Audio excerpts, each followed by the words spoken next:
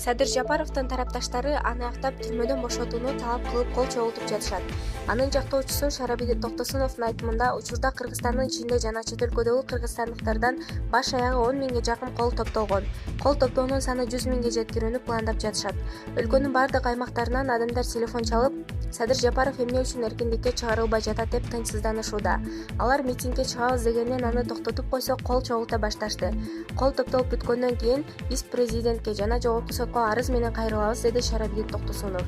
Ошондой эле аймактарда штабдар түзүлүп жатканын кошумчалады.